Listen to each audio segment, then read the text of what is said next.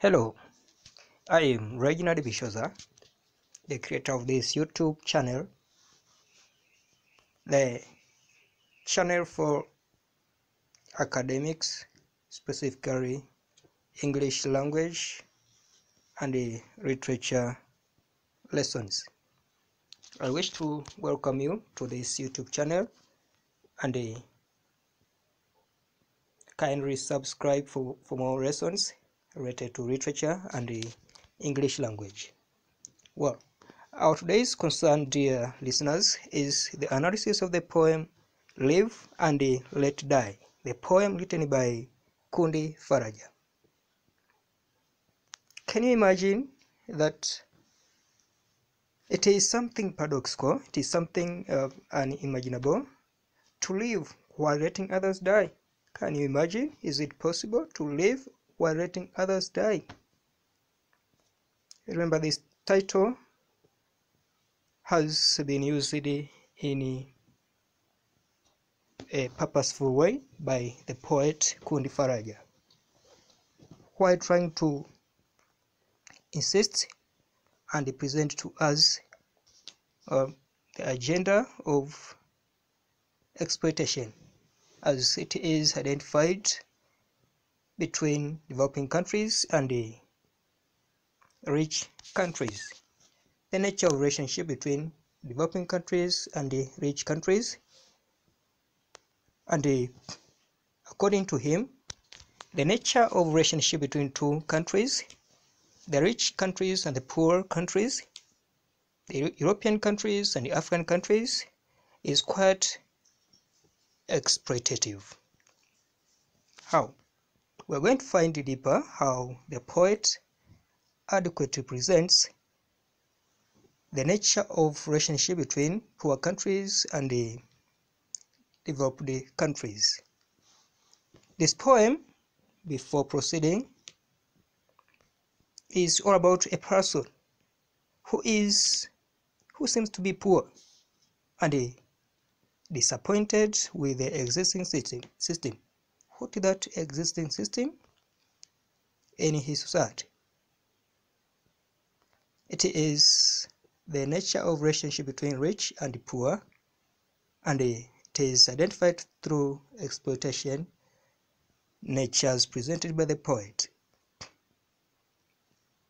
Kundi Faraja is going to present to us the relationship between the developed countries and the developing countries, and he is also going to highlight on the issue of neocolonialism, how third world countries suffer consequently from neocolonialism. Well, let us start as far as analysis of this poem is concerned, and dear listeners, I will be briefly explaining as we continue. From stanza 1. One says that my children are dwarfs, that no one seems taller. In this society, remember, the society in which the person lives, it is a poor society. And according to the person's observation, he says, one says that my children are dwarfs. My children are looking in a way that seems to be abnormal. Why? They look short, very short. How? It is due to poor living condition. Possibly, children are suffering from malnutritional deficiencies or kwashiorkor. Remember, it is due to poor living condition. One says that my children are dwarfs, that no one seems taller than the other, that they never take bath. This is hyperbole. They never take bath. That they are soiled. The poet has made the use of anaphora or parallelism of the phrase that at the beginning of two consecutive lines to show how poor living condition has been portrayed here.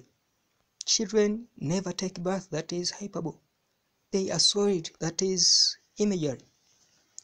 that they eat lice from their clothes. That seems to be satire. They eat lice. They do not eat food, rather they eat lice. So it is an indicator of poor living condition, dear listeners. They have nothing to eat. So it is a theme of poverty that readers can extract from here. Let them eat, brothers, until the system changes, until exploitation ends. So according to this poem, it is obvious that exploitation is existing in this society, and it has been the source of poor living condition, to the point that people have nothing to eat, people have nothing to wear. They are suffering from severe and absolute poverty. So get a theme of exploitation done by possibly developed nations or rich countries to poor countries, or at a national level, it is exploitation done by the upper class to people of the lower class. So get a theme of disappointment. The lower class people are disappointed by poor living condition or exploitation. Let them eat, brother, because we are on the way to build ujamaa. Let them eat, brother, because we are on the way to build ujamaa. So it is actually a sense of satisfaction to exploiters that they are relaxing while the majority have nothing to eat. He says, let them eat, brother, because we are on the way to build ujamaa. So that is to say, the upper class does not consider the life welfare of the majority people in the society. And it is hopeful presented by the poet that ujamaa, which is a Swahili word to mean socialism, is maybe going to solve the existing problems in this society. The poem continues, but at present the system has not changed.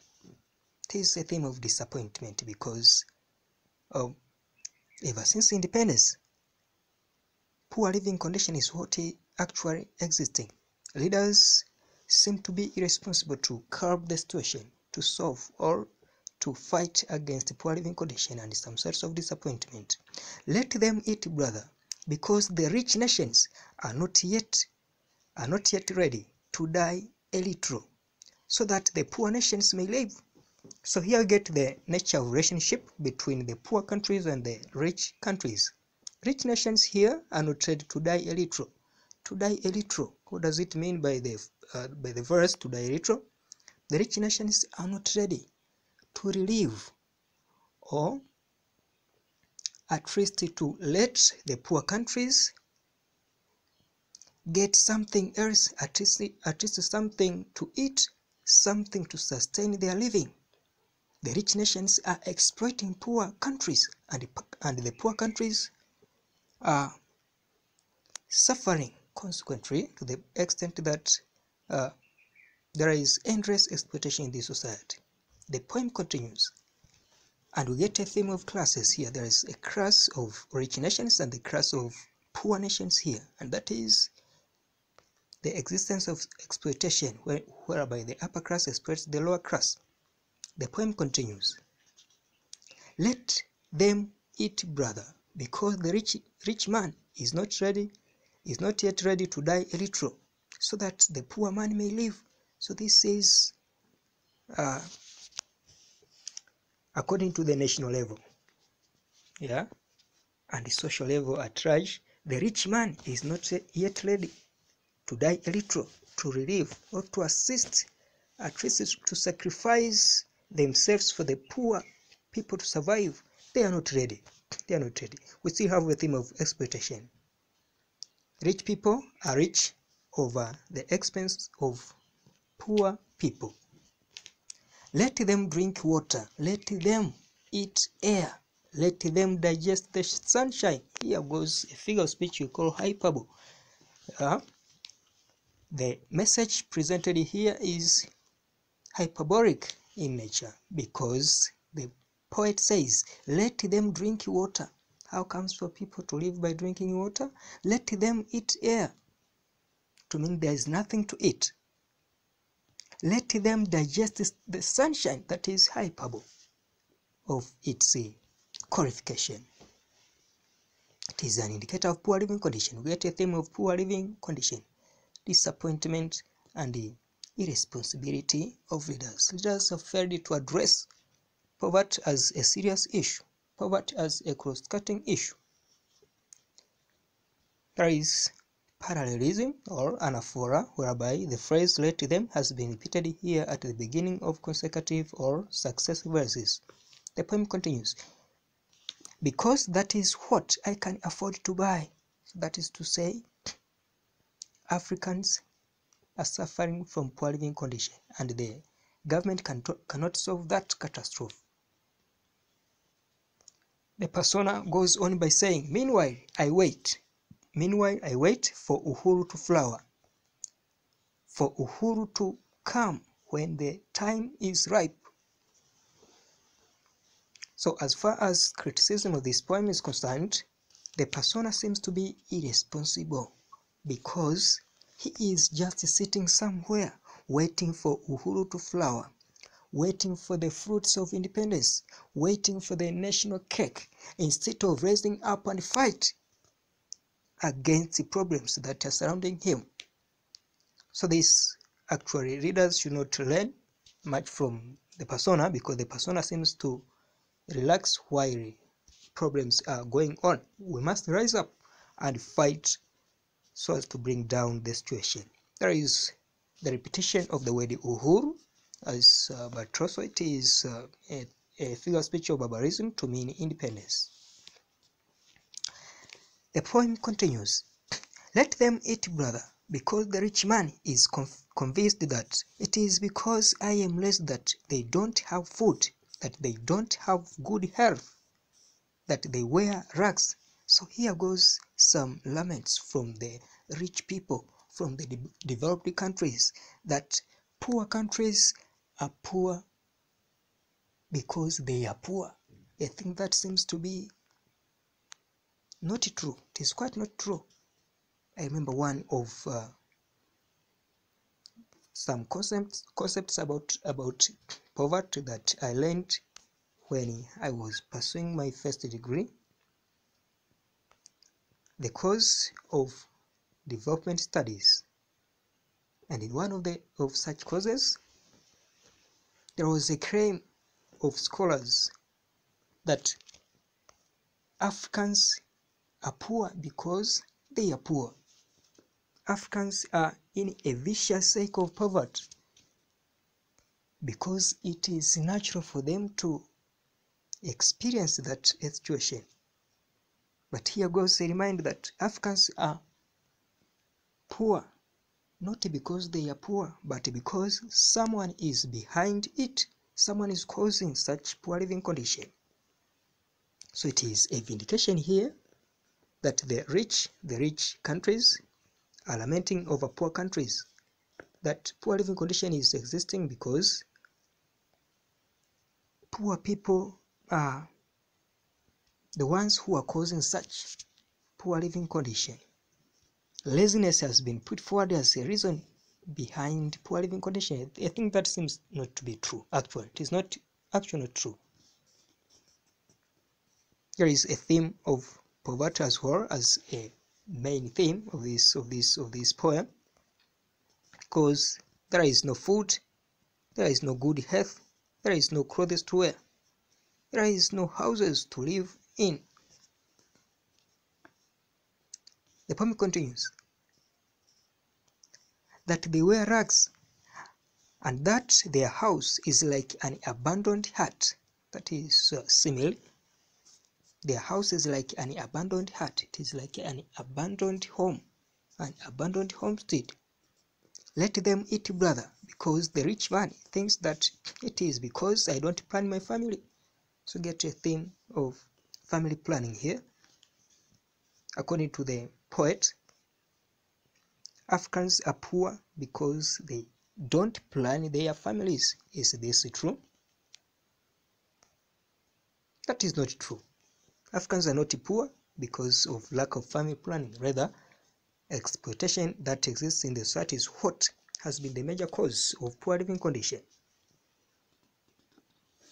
The last stanza reads, "Let them eat, brother, because the rich man does not like to hear that he is rich, because of me, that I work hard, but for him and not for myself." We get a theme of exploitation because poor people work hard for the success of rich people. Rich people are rich over the expenses of poor people. So get a theme of exploitation. The poor people do not get anything out of their labor. Rather, they continue experiencing poor living conditions throughout their lives. Lastly, that it is only because I am a slave of a system that I lead a poor life. You get a theme of slavery because it is due to slavery that the persona seems to be poor in his very society. This marks the end of this poem as far as short description is concerned. How many stanzas are in this poem? The poem consists of 6 stanzas. What is the poem all about? The poem is about a person who is disappointed with the existing system. That is exploitative nature of government that disappoints him. What do you think the poet means when he says to die a little? Well, when he says to die a little, he wants the rich nations to relieve the poor nations so that they can develop. Therefore, to die a little is to be considerate, to consider for the benefits of the poor countries. What type of poem is this? This poem is modern poem with a free verse. There is variation number of verses across the stanzas, but also some traditional poetic principles have not seriously been observed in this poem. Possible themes include exploitation as how it has been portrayed in this poem. Exploitation can be looked at different forms. As far as this poem is concerned, the foreign bourgeoisie used the African government leaders and the businessmen as puppets to protect their interests and to help continue exploiting the African masses, and this has been identified through neocolonialism. There is exploitation between the rich people and the poor people. Another possible theme is impact of neocolonialism to developing countries. What that impact of neocolonialism? It is exploitative nature that is existing between the poor countries and the lower countries. Poor living condition has also been discussed. Classes in the society, the upper and the lower class, exploitative nature of classes. Well, what can readers learn from this poem? Well, readers can learn that the system must be changed in order to improve the living conditions of developing countries. If the system is poor, then exploitation exists in the society. So, in order to avoid exploitation, the system must be changed so as to ensure development and democracy in the society. Another lesson, exploitation done by both the rich people and rich nations is an obstacle to development. So rich people should stop exploiting poor people in case poor countries wish to develop. But also, people should develop awareness of what is existing around them in the society. For instance, if exploitation is actually existing, people should develop awareness and fight against the evil. Colonialism is the source of all evils in Africa. It has been the mother cause of all evils in Africa, so it should be discouraged. Language used. The language seems to be simple, clear and straightforward, well understood to readers. And to better the language use, the poet has made the use of figure of speech, including satire, when he says, "Let them digest the sunshine because that is what I can afford to buy." Barbarism by the use of words like uhuru and ujamaa. Symbolism, words like to die a little to mean to sacrifice a little bit. Imagery has also been used, words like dwarfs, soiled eyes, rags, abandoned heart indicate poor living condition. The tone of this poem is satirical and sad. The poet and the persona seems to be unhappy and disappointed. He's also lamenting about the situation existing. Is this poem relevant to what is happening today? Well, this poem seems to be relevant to all developing countries, especially African countries where most people are still poor, and there is exploitation of lower class by the rich people. Governments in power have been disappointing the majority voters or citizens. So, leaders who are in power should stop exploiting people who made them to be in such positions. Thank you very much for listening. Subscribe for more lessons. Thank you.